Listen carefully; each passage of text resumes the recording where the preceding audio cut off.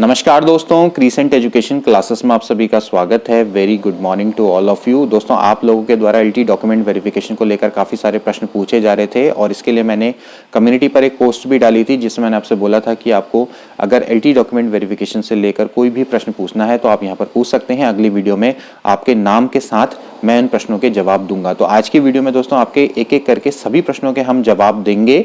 आगे बढ़ने से पहले दोस्तों हमारा दूसरा चैनल है जैन नेगी मैथमेटिक्स, जहां पर हमने मैथ्स और रीजनिंग की स्पेशल सीरीज चलाई है पीसीएस सीएसईटी के लिए। इसके अलावा assistant statistical officer, statistical assistant, LT maths की कंबाइंड सीरीज चलाई है। वहां पर हम शाम को 6 बजे ऑल्टरनेट डेज पर आपको वीडियो प्रोवाइड करवाते हैं। वहां पर भी आप हमारे साथ जुड़ सकते हैं। इसके अलावा इस चैनल पर भी दोस्तों हमने रोज शाम को 9 बजे 6 से 9 बजे के बीच में वीडियो आती है, लाइव वीडियो, जहां पर हम उत्तराखंड के बेहतरीन एमसीक्यू को सॉल्व करवाते हैं, क्विज करवाते हैं। तो वहां पर भी दोस्तों आप हमारे साथ जुड़ सकते हैं, आगामी परीक्षाओं की तैयारी कर सकते हैं। तो चलिए आज की वीडियो को शुरू करते हैं। आगे बढ़ने से पहले वीडियो को पहले पूरा देखें, फिर उसके बाद अगर आपको कोई क्वेश्चन आपके मन में उठता है तो आप प्रश्न पूछ सकते हैं, क्योंकि कई बार आपके प्रश्नों के जवाब ऑलरेडी वीडियो में अवेलेबल रहते हैं। तो चलिए शुरू करते हैं। पहला क्वेश्चन है जो कि पूछा गया है हिमांशु पांडे जी के द्वारा, और ये पूछते हैं, सर चरित्र प्रमाण पत्र डॉक्यूमेंट वेरिफिकेशन के समय चाहिए या ज्वाइनिंग के समय? हिमांशु पांडे जी, कैरेक्टर सर्टिफिकेट आपको ज्वाइनिंग के समय चाहिए होता है, डॉक्यूमेंट वेरिफिकेशन के टाइम पर आपको इसकी आवश्यकता नहीं होती है। कैरेक्टर सर्टिफिकेट 6 महीने से पुराना नहीं होना चाहिए। कोई भी अगर राजपत्रित अधिकारी को आप जानते हैं तो आप उससे कैरेक्टर सर्टिफिकेट बनवा सकते हैं। अगर नहीं जानते हैं तो लास्ट इंस्टीट्यूशन जहां से आपने स्टडी करी है वहां पर जाके आप 6 महीने से ज़्यादा पुराना नहीं होना चाहिए, वो कैरेक्टर सर्टिफिकेट आप वहां से ले सकते हैं। ठीक है। इसके बाद अगला प्रश्न पूछती हैं Anju Yadav. Good evening sir, I want to know that my selection for assistant teacher English is stalled by 1.5 marks. Can I expect in second third waiting list और not? But my number is 9th in OBC list, so what are my chance of selection after increasing 25% LT post? देखिए अंजू यादव जी, आपके selection के chance बनते हैं, लेकिन आपको पता है कि आपसे ऊपर 8 ओबीसी की महिलाएं हैं। तो मेरे हिसाब से आपको मूव फॉरवर्ड करना चाहिए, आपको सिर्फ इसी के लिए वेट नहीं करना चाहिए। देखिए, अगर लेक्चरर का रिजल्ट है उस पर भी बहुत सारी चीजें अब डिपेंड कर गई हैं। हम 15 जनवरी को एक्सपेक्ट कर रहे थे कि लेक्चरर का रिजल्ट आ जाएगा, लेकिन आ नहीं पाया। अब फेब में आया है। अगर एलटी के डॉक्यूमेंट वेरिफिकेशन से पहले आता है तो काफी सारी पोस्ट का फायदा होगा, वेटिंग में बहुत सारे लोगों को फायदा मिलेगा। लेकिन अगर एलटी का डॉक्यूमेंट वेरिफिकेशन पहले हो जाता है तो काफी नुकसान उठाना पड़ सकता है। फिर ऐसे में 25% का अगर इंक्रीमेंट होता है तभी जाके उम्मीद बनती है। लेक्चरर का रिजल्ट पहले आ जाए, इसके अलावा 25% पोस्ट का भी अगर पद वृद्धि होती है तो बहुत ज्यादा फायदा आपको मिलेगा। लेकिन ऑप्टिमिस्टिक बने, लेकिन सिर्फ इसी के लिए ना बैठें। आपके अपकमिंग गवर्नमेंट एग्जाम भी आएंगे, उनकी आप तैयारी करें, और इसके अलावा एलटी और लेक्चरर की भी तैयारी कर सकते हैं मेरे हिसाब से। ठीक है। इसके बाद देखिए, रिस्पेक्टेड नवाज वारसी बोलते हैं, respected, try to know whether counselling will take place और not. If if not, how can those who are in the merit list demand for counseling, or even is it possible for us to go against it, as corruption will be too high in case without counseling? Kindly guide us in the direction asked. Thanks, your effort are highly appreciable. Go on with your informative stuff. देखिए शहनवाज जी, देखिए counselling होगी या नहीं होगी मैं इसके बारे में अभी कुछ नहीं कह सकता हूँ। देखिए पिछले बार तो नहीं हुई थी, 2018 में एलटी के टाइम पर भी और लेक्चरर के टाइम पे भी सीधे डायरेक्ट ज्वाइनिंग लेटर मिला था, और ऑफकोर्स इससे करप्शन को बढ़ावा मिला है, क्योंकि लोग अच्छी प्लेस की चाहत में अच्छी वहाँ डायरेक्टर जाते हैं और वहाँ ऑफर करते हैं। ठीक है। और डेफिनेटली उनका हो भी जाता है। ठीक है। तो इससे करप्शन तो बहुत ज़्यादा बढ़ा है, और इसके आप अगेंस्ट में कैसे जा सकते हैं, इसके लिए आप ज्ञापन दे सकते हैं अरविंद पांडे जी को, और यही एक चारा बस्ता है। ठीक है। इसके अलावा तो मुझे कोई और चीज नजर नहीं आती। हालांकि अरविंद पांडे ने कहा था कि काउंसलिंग होगी, लेकिन इसके बारे में कोई जियो तो निकल कर आया नहीं। क्या पता इस बार हो जाए। ठीक है। और फिर अगर आप एलटी का एडवर्टीजमेंट भी देखेंगे तो वहां पर लिखा था इन्होंने कि उस टाइम पर एक रूपरेखा टाइप की बनाएंगे जब डॉक्यूमेंट वेरिफिकेशन होगा। तो हो सकता है कि डॉक्यूमेंट वेरिफिकेशन के बाद जब आपका फाइल मंडल में जाए तो हो सकता है कि वहां पर आपको काउंसलिंग का मौका मिले। ठीक है। तो अभी तो फिलहाल कुछ भी कहना पॉसिबल नहीं है। ठीक है। एबीसीडी कहते हैं, sir I filled permanent address same as corresponding address, my mistake by mistake, is there any problem in document verification? देखिए वैसे तो मेरे हिसाब से कोई इतनी बड़ी गलती नहीं है, क्योंकि आपका जो परमानेंट एड्रेस है और जो करस्पॉन्डिंग एड्रेस है अगर वो उत्तराखंड का ही है तो भी कोई दिक्कत नहीं होनी चाहिए, क्योंकि उत्तराखंड का स्थायी निवासी होना चाहिए, आपके पास स्थायी निवासी का सर्टिफिकेट होगा। लेकिन एट द सेम टाइम देखिए, आप लोग जो उत्तराखंड के सभी लोग जो यहाँ पर देख रहे हैं इस वीडियो को, ध्यान रखिए दोस्तों कि जब आप फॉर्म भरते हैं तो बड़े ध्यानपूर्वक भरे। यहाँ पर देखा जाए तो ये गलती इनकी मानी जाएगी, क्योंकि परमानेंट एड्रेस हमेशा पहले पूछा जाता है, देन करस्पॉन्डिंग एड्रेस के लिए पूछा जाता है। परमानेंट एड्रेस जब आप भर देते हैं तो उसके बाद पूछा जाता है कि भाई corresponding address is same as a permanent address, तो आप उसमें टिक कर देते हैं। तो यहाँ पर हमेशा ध्यान रखना है कि जो करस्पॉन्डिंग एड्रेस है या परमानेंट एड्रेस है, इसको थोड़ा सा ध्यान से भरिए। लेकिन चलो कोई बात नहीं, अगर आपसे कोई गलती हो भी गई है तो कोई बात नहीं, यहाँ पर आयोग इसको कंसिडर कर लेगा, ठीक है। तो कभी कभार थोड़ा सा ध्यान रखना है कि आप इन चीजों पर गलती ना करें, ठीक है, ताकि आपको ऐसी चीजें ना आए। फॉर्म हमेशा अपना खुद भरना चाहिए, ना कि आप किसी साइबर कैफे में जाकर अपना फॉर्म भरवाएं। साइबर कैफे में अगर जाते हैं तो भी वहां पर स्टेप बाय स्टेप देखें, क्योंकि दुकानदार तो क्या होता है ना, जल्दीबाजी में फॉर्म भर देते हैं। उनको तो इससे कोई मतलब नहीं है कि आपका आगे होगा नहीं होगा, उनको तो बस अपना क्या करना है, फटाफट फॉर्म भरवाना है और अपना उनको क्या कहते हैं, ज्यादा से ज्यादा लोगों के फॉर्म भरने हैं एट द सेम टाइम। लेकिन जब आप फॉर्म भरते हैं तो ये आपके कैरियर का मामला होता है, तो आप ध्यानपूर्वक आराम से फॉर्म भरे, मैन्युअली 1 बाय 1 स्टेप लेकर आप आसानी से फॉर्म भर सकते हैं, ठीक है। इसके बाद कुलदीप मेहरा जी कहते हैं, सर मेरे ईडब्ल्यूएस हिंदी में 65.5 नंबर आए हैं और कट ऑफ में ईडब्ल्यूएस में 65.5 गई है, इतने ही मार्क्स में 3 डब्ल्यूएस वालों का चयन हुआ, क्या वेटिंग लिस्ट में चयन होने की संभावना है? बिल्कुल है संभावना कुलदीप मेहरा जी, अच्छे चांसेस हैं आपके, ऑप्टिमिस्ट रहें। इसके अलावा देखिए पूछते हैं सेकंड क्वेश्चन, ओपन कैटेगरी की लास्ट कट ऑफ 68.25 है हिंदी में, तथा ईडब्ल्यूएस में फर्स्ट रैंक वाले के 68.25 मार्क्स है। अगर ओपन कैटेगरी में 10 लोगों का वेटिंग लिस्ट में नाम आता है तो जो ईडब्ल्यूएस की फर्स्ट रैंक वाला होगा उसका चयन किस कैटेगरी में माना जाएगा, ईडब्ल्यूएस या ओपन? देखिए आपको मैं इसका प्रोसीजर बताऊं तो सिंपली आप ये समझिए कि अगर 1431 लोग हैं, मान लेते हैं 1200 लोगों का सिलेक्शन हो गया, तो 1200 लोगों की लिस्ट फाइनल भेज दी जाएगी, ठीक है।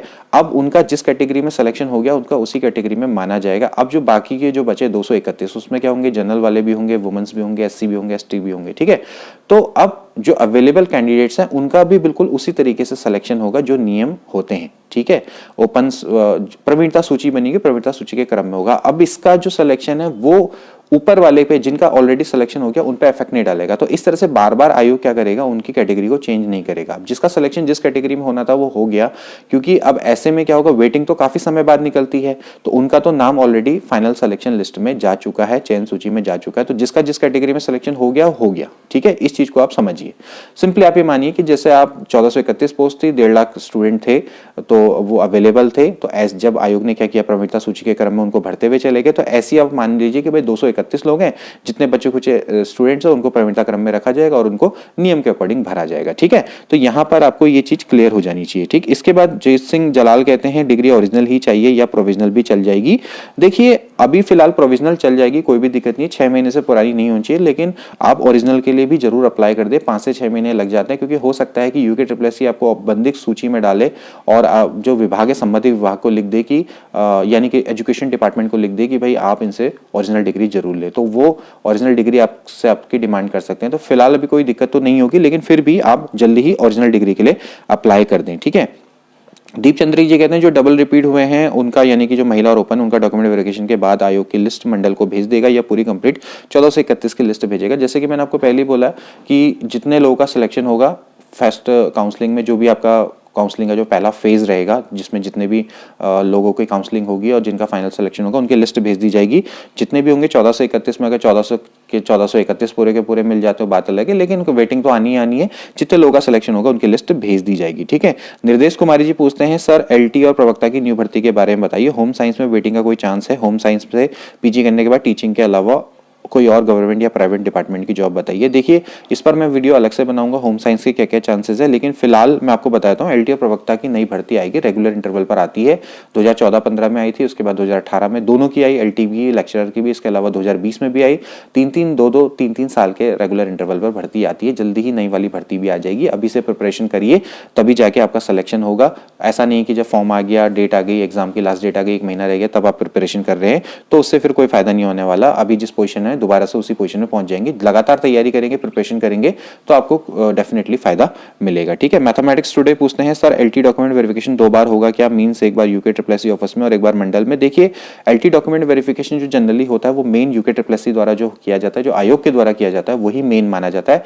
हालांकि खाना पूर्ति के लिए करवा सकता है संबंधित विभाग, ठीक है। हालांकि लेक्चरर के टाइम पे तो डॉक्यूमेंट वेरिफिकेशन डबल कराने की आवश्यकता नहीं होती, लेकिन जब आप वहां पर पहुंचते हैं eight the time of joining आपको सारे सर्टिफिकेट लेकर जाने होते हैं, ठीक है, जितने भी आपने जो भी आपने डॉक्यूमेंट वेरिफिकेशन के टाइम पर दिखाए होते हैं, ठीक है। इसमें आपको कुछ एडिशनल सर्टिफिकेट लेके जाने होते हैं, जैसे कि आपको मेडिकल सर्टिफिकेट की आवश्यकता होगी। इसके अलावा आपको कुछ पुलिस वेरिफिकेशन मांग सकते हैं, कुछ डिपार्टमेंट पुलिस वेरिफिकेशन खुद करवाते हैं, कुछ मांगते हैं, ठीक है। जैसे इरिगेशन डिपार्टमेंट है वो कहता है कि भाई पुलिस वेरिफिकेशन खुद ही लेकर आओ। कुछ डिपार्टमेंट ऐसे होते हैं, जैसे एजुकेशन डिपार्टमेंट है वो क्या करवाता है कि पुलिस वेरिफिकेशन खुद ही करवाता है। इसके अलावा आप अगर मैरिड हैं तो आपकी एक से अधिक पत्नियां जीवित नहीं है उसके संबंध में आपको एफिडेविट लिखना होता है, आपको अपनी संपत्ति की घोषणा करनी होती है, ठीक है। कैरेक्टर सर्टिफिकेट चाहिए होता है, ये एक्स्ट्रा सर्टिफिकेट होते हैं। बाकी आपके जितने भी सब चीजें हैं, जितने भी आपके सर्टिफिकेट है वो हालांकि खाना पूर्ति के लिए करवा सकते हैं डॉक्यूमेंट वेरिफिकेशन, इसकी वैसे आवश्यकता नहीं होती। Eight the time of joining आपको सारे सर्टिफिकेट अपने देने होते हैं। कभी कभार क्या होता है कि at the time of joining हमारे कुछ सर्टिफिकेट नहीं होते हैं, तो भी ऐसी बात नहीं है, ज्वाइनिंग हो सकती है, क्योंकि यूके SSC ने अगर आपको अप्रूव कर दिया है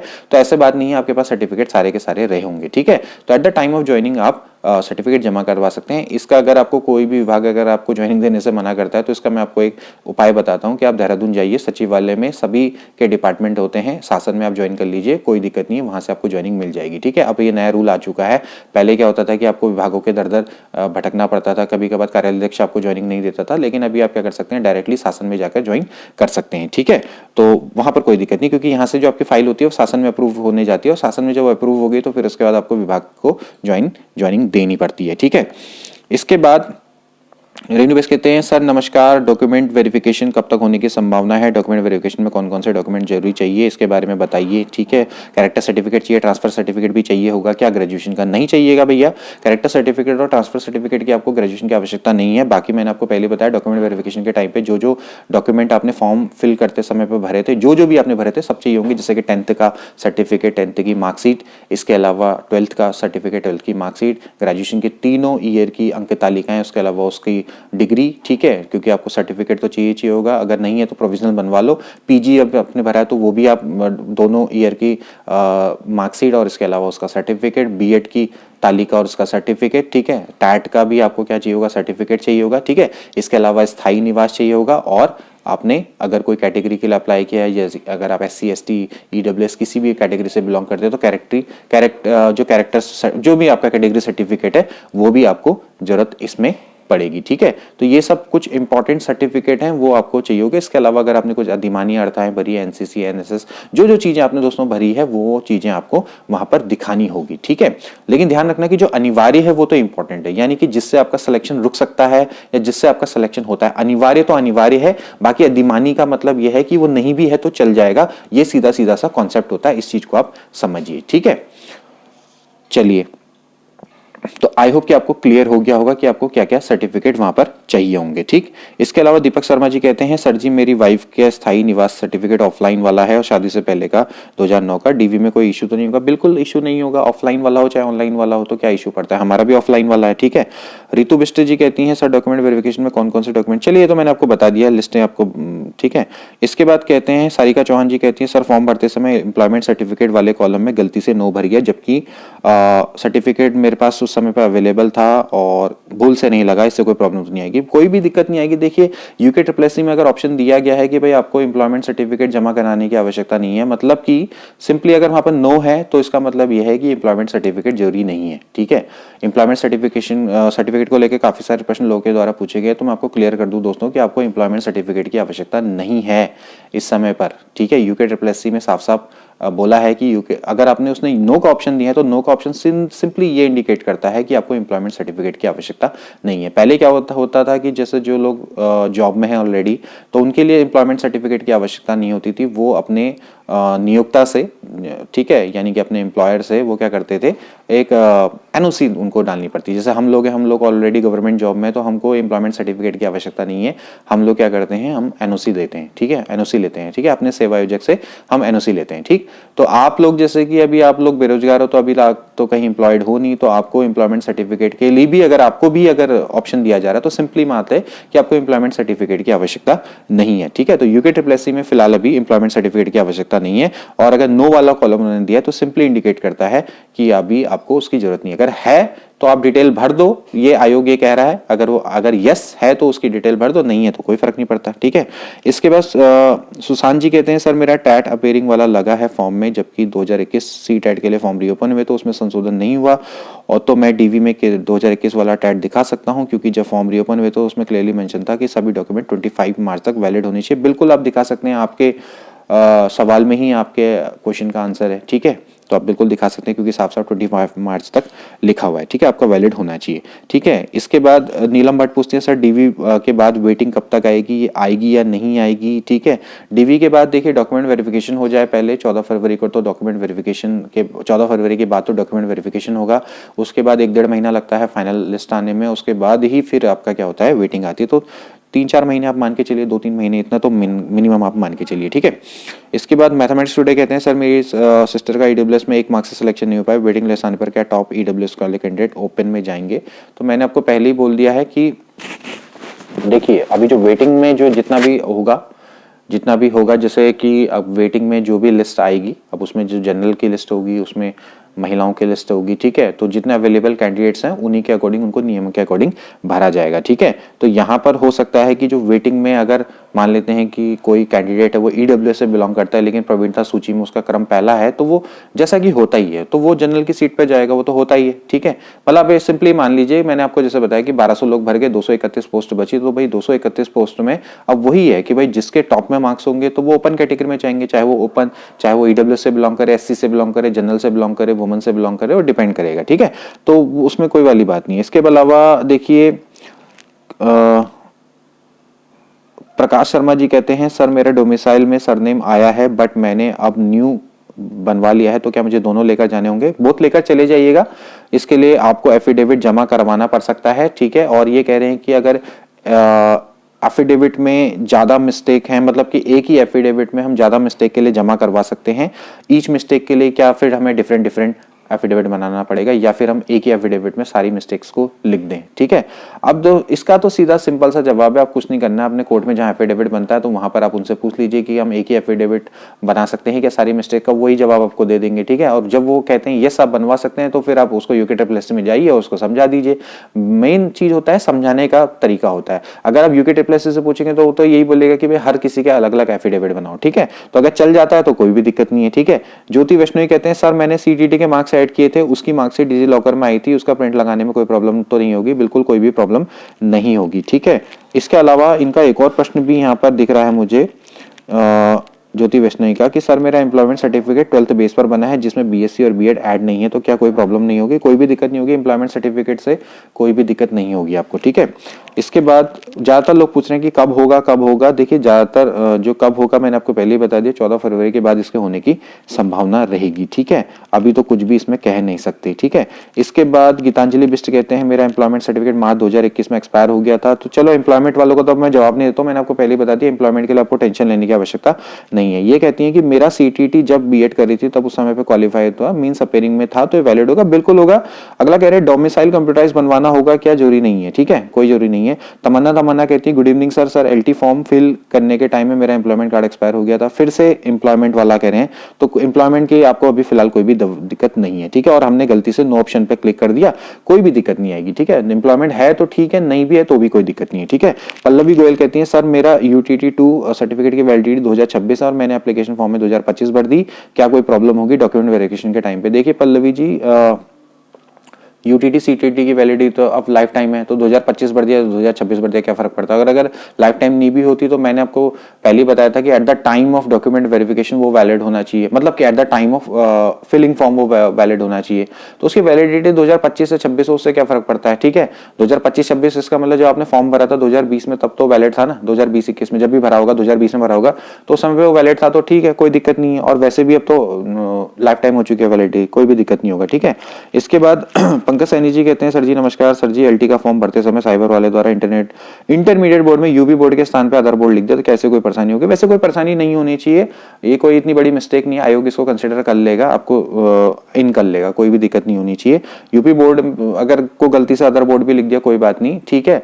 और वैसे भी ये इससे सिलेक्शन पे कोई प्रभाव नहीं पड़ता, सिलेक्शन पे प्रभाव तब पड़ता है कि जब आपकी अनिवार्य योग्यता 10th होती, ठीक है। और वैसे भी देखा जाए तो आपको स्थायी निवास चाहिए, आपने कहीं से भी 10th किया हो, आपका स्थायी निवास उत्तराखंड का है तो आपको कोई भी दिक्कत नहीं आएगी, ठीक है। हाँ, अगर ऐसा होता है कि आपने यहाँ के स्थायी निवासी नहीं है और आपको 10th और 12th, जैसे 10th आपका यहाँ से उत्तराखंड से होना चाहिए और फिर आपने उत्तराखंड से नहीं किया है तो शायद आपको फिर दिक्कत आ जाती, ठीक है। और आपने सारी बाकी चीजें बाहर से की है तब आपको दिक्कत आ जाती है। आपके पास स्थायी निवास यहाँ का होगा तो आपको कोई दिक्कत की लेने की आवश्यकता नहीं है, ठीक है। बबीता बिस कहती है सर मैंने एम्प्लॉयमेंट सर्टिफिकेशन पेपर मिसलेस, ठीक है। ज्यादातर लोगों के मैं देख रहा हूं कि यहाँ पर एम्प्लॉयमेंट से रिलेटेड क्वेश्चन आ रहे हैं। एम्प्लॉयमेंट की आपको टेंशन लेने की आवश्यकता नहीं है, जो भी है कोई दिक्कत नहीं है, ठीक है। अभी क्या कह रही है, सेकंड क्वेश्चन है कि मेरा करंट एड्रेस दिल्ली का है जबकि परमानेंट एड्रेस सल्ट से है, कोई भी दिक्कत नहीं है। करस्पॉन्डिंग एड्रेस से कोई मतलब नहीं होता, परमानेंट एड्रेस आपका सल्ट का है तो उससे आपको कोई भी दिक्कत नहीं आएगी। जहां पे आप परमानेंट निवासी हैं वो है उत्तराखंड, तो आपको आसानी से आयोग कंसिडर कर लेगा, ठीक है। इसके बाद सुमन बोरा जी कहते हैं सर स्कूल चॉइस डीवी के टाइम में मिलती है, बाद में जरूर बताइएगा। देखिए स्कूल चॉइस के बारे में अभी तो हम कुछ भी नहीं कह सकते हैं। डीवी के टाइम, डॉक्यूमेंट वेरिफिकेशन के टाइम पे तो आयोग सिर्फ आपका डॉक्यूमेंट वेरिफिकेशन करेगा, उस समय पे तो स्कूल चॉइस मिलेगी नहीं। अगर आप मंडल पे जब फाइल जाएगी तो उस टाइम पर अगर काउंसलिंग होती है तो तब मिलेगी, उस समय पर तो नहीं मिलेगी, ठीक है। डीवी के टाइम पे तो नहीं मिलेगी, पिछले बार भी नहीं मिली थी, इस बार भी नहीं मिलती। डॉक्यूमेंट वेरिफिकेशन के टाइम पे तो सिंपली आपका क्या होता है, डॉक्यूमेंट वेरिफिकेशन होता है, फिर उसका जब फाइनल लिस्ट आती है तो उसके बाद हो सकता है कि आपको काउंसलिंग का मौका मिले। हालांकि आयोग कह रहा था कि इस बार एक नया पैटर्न से डॉक्यूमेंट वेरिफिकेशन करवाएगा तो हो सकता है क्या पता आपको मिल जाए, ठीक है, लेकिन मुझे लगता नहीं है कि ऐसा होगा, ठीक है। संगीता भंडारी जी कहते हैं सर मेरा बीएड 2020 का है, सीटीटी जैन 2021 वाला है और जब मैंने फॉर्म मार्च में फिल किया था तो वैलिड होगा ना? बिल्कुल होगा। और सर 10th जो स्टेट बोर्ड है से नहीं है, मतलब सीबीएसई का है, स्टेट बोर्ड से नहीं है, बाहर से किया हुआ है, बट स्थायी निवास मेरा यहीं का है तो कोई प्रॉब्लम नहीं है। आपने 10th कहीं से भी किया हो लेकिन आपके पास स्थायी निवास उत्तराखंड का है तो आप अप्लाई कर सकते हैं और आप बिल्कुल एलिजिबल हैं, ठीक है। इसके बाद सीमा मेरा कहते हैं सर मेरा यूटीटी सर्टिफिकेट में नेम आफ्टर मैरिज वाला है जबकि बाकी एजुकेशनल सर्टिफिकेट में बिफोर मैरिज का नेम है, सर नेम से कोई प्रॉब्लम तो नहीं होगी? बिल्कुल नहीं होगी, कोई भी दिक्कत नहीं होगी। आपको नाम के में डिफरेंस के प्रति एक एफिडेविट लगाना होता है तो आयोग साफ साफ कहता है तो कोई भी दिक्कत नहीं होगी, ठीक है। वो तो होता ही है, मैरिज से पहले वुमेन्स का नाम सरनेम कुछ और होता है, बाद में कुछ और हो जाता है, तो ये तो प्रॉब्लम सभी को आती है। तो इसमें आपको कुछ नहीं, एक एफिडेविट लगाना पड़ेगा, आपका काम हो जाएगा, ठीक है। इसके बाद प्रवीण प्रकाश जी कहते हैं सर मेरा अल्टिंग लिस्ट एससी में वेटिंग सेकंड रैंक है लेकिन जिसकी फर्स्ट रैंक है उसका ऑलरेडी सिलेक्शन 10% डिपार्टमेंट कोटे में हो रखा है, तो क्या फर्स्ट मीटिंग में मेरा नाम आएगा या उसका? ठीक है, बड़ा अच्छा क्वेश्चन है और ये ऐसे केस काफी रेयर आते हैं। वैसे मैं आपको बताऊं जनरली अगर आयोग फाइनल सूची को कंसीडर करेगा तो आपका ही वेटिंग में पहला नाम आना चाहिए, लेकिन अगर देखिए अब यहां पर भी वही है कि अगर नियम कानून की अगर हम बात करेंगे तो पहले वेटिंग में उन्हीं का नंबर आएगा चाहे 10% डिपार्टमेंट।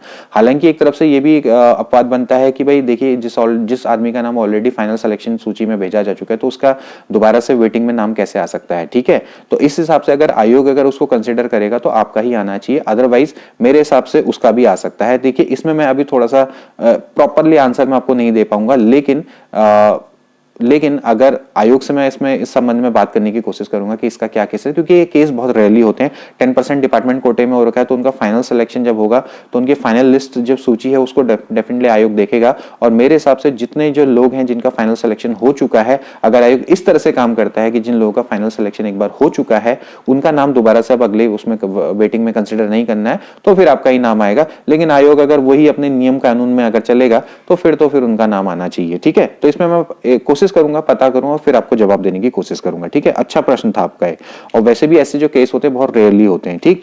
इसके बाद ज्योति वैष्णोई जी का सवाल तो हमने शायद देख लिया है। ज्योति वैष्णोई जी कहते हैं सर मेरा एम्प्लॉयमेंट सर्टिफिकेट 12th बेस पर बना है जिसमें बीएससी और बीएड नहीं, कोई प्रॉब्लम नहीं है? कोई प्रॉब्लम नहीं होती, कोई मेरा भी 12th वाला ही था, ठीक है, उसमें मैंने कुछ भी बीएड कुछ भी ऐड नहीं किया था, कोई भी दिक्कत नहीं होगी, ठीक है। हिमालय लाइव्स कहते हैं सर जी जिस महिला का नेम जनरल ओपन कैटेगरी में, मतलब कि जनरल ओपन कैटेगरी का साथ महिला शाखा में भी हुआ है, और तो क्या उस महिला का डीवी ओपन में अलग डेट में और महिला शाखा में अलग डेट में होगा, और क्या चांस है कि वो जनरल ओपन में ही या डीवी कराएगी या महिला शाखा में ही करवाएगी? सर प्लीज आप अपनी वीडियो में जिन का 2 जगह में हुआ है उनको सिर्फ एक ही जगह से डीवी कराने के लिए बोलिए और शायद वेटिंग में कोई और आ सके, थैंक यू। देखिए अब मैं इसके बारे में तो प्रेडिक्शन नहीं कर सकता कि जो लड़कियां हैं वो अगर वो वुमेन्स ब्रांच में हुआ, उनका जनरल ब्रांच में हुआ है तो वो कहाँ करवाएंगी, ये तो मैं नहीं कह सकता। हाँ, लेकिन मैं उन लोगों से अपील जरूर कर सकता हूँ कि देखिए अगर आप इफ इट इज पॉसिबल तो आप एक ही जगह पे डॉक्यूमेंट वेरिफिकेशन करवाइए और सोच लीजिए, सोच समझ के आप करवाइए। मेरे हिसाब से if you would like to take my opinion तो मैं कहूँगा कि आप वुमेंस ब्रांच में करवा सकते हैं, क्योंकि वुमेंस ब्रांच में जहाँ पर आपको स्कूल्स मिलेंगे वो एक अच्छी जगह पर मिलेंगे, जीजीआईसी स्कूल्स जो ज़्यादा दुर्गम में नहीं होंगे, तो आपको सुगम मतलब जगह पर स्कूल मिलेंगे, ठीक है। और क्योंकि जो जनरल ब्रांच है, जनरल ब्रांच में तो आपको बहुत दुर्गम दुर्गम जगह पर स्कूल हैं, और प्लस ये रहेगा कि आपको आगे जाके प्रमोशन का भी फायदा वहाँ पर मिल सकता है, आपके जल्दी प्रिंसिपल बनने के वहाँ पर चांसेस बन सकते हैं, ठीक है। हेड मास्टर और मतलब आगे जाके आपके प्रिंसिपल के चांस मतलब कि आपके प्रमोशन के चांसेस भी अच्छे रहेंगे।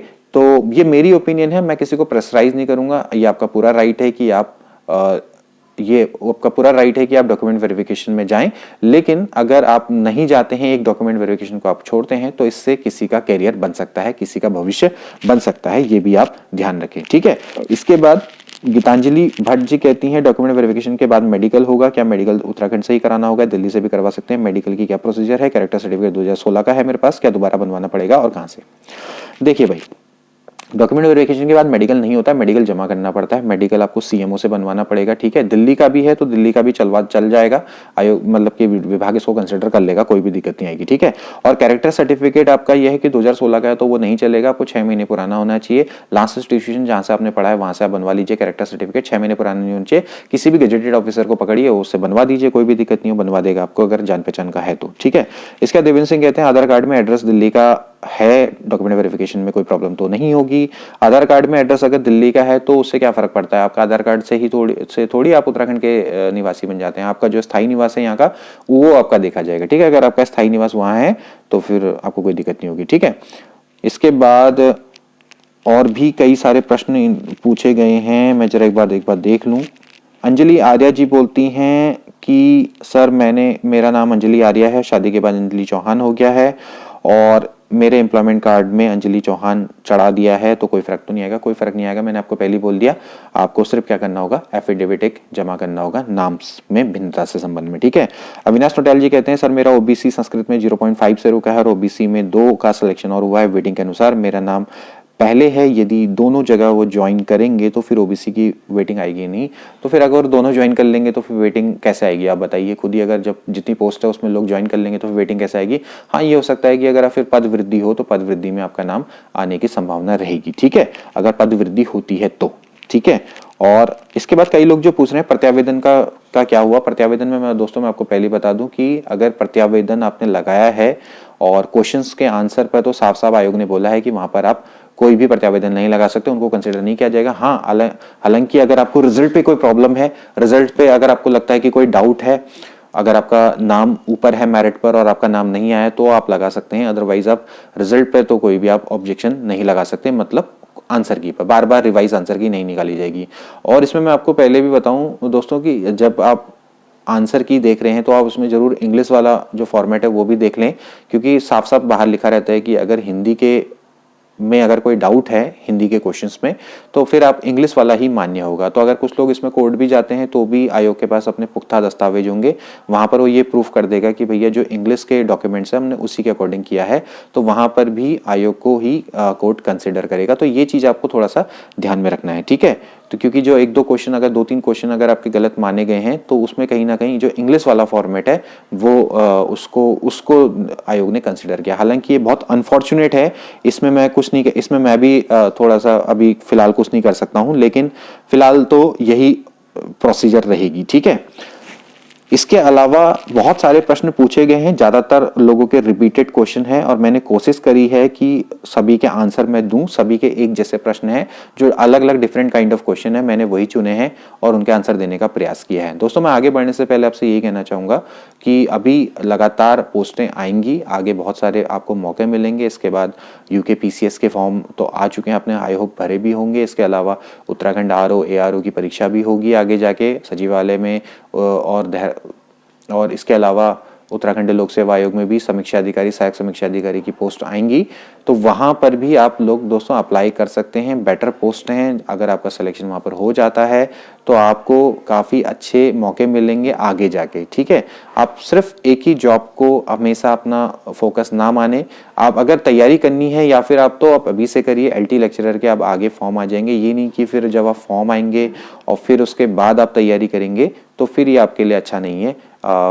अभी से अगर आप तैयारी करेंगे, क्योंकि आप देखिए कंपटीशन डे बाय डे बढ़ता चला जा रहा है, हर साल बीएड का नया बैच आ जाता है। और अभी आपने देखा होगा कि 2020 में बीएड किए हुए बच्चों का भी सिलेक्शन हुआ है। इसका मतलब यह है कि कितना कंपटीशन बढ़ गया है, वे बच्चे पहले से ही तैयारी कर रहे हैं, ठीक है। और कहीं ना कहीं बहुत सालों से जो लोग तैयारी कर रहे हैं उनका सिलेक्शन नहीं हो रहा है। उसका कारण क्या है कि उनकी डिसकंटिन्यूटी है, कंटिन्यूसली वो तैयारी नहीं करते, सिर्फ एग्जाम से 3-4 महीने पहले वो एक्टिव होते हैं, फिर उसके बाद क्या होते हैं, डीएक्टिवेट हो जाते हैं। तो फिर क्या फायदा है, आप दोबारा से आप वही जीरो की पोजीशन पर आ जाते हैं। इसीलिए तैयारी जब भी करते हैं तो पूरी अच्छी तैयारी करिए, 1-1.5 साल बढ़िया तैयारी करिए, मेहनत करिए, आपका सिलेक्शन जरूर हो जाएगा। तो इन शब्दों के संग मैं अब अपनी वाणी को विराम देता हूं। मिलते हैं अगली वीडियो में। Till then take care and good bye.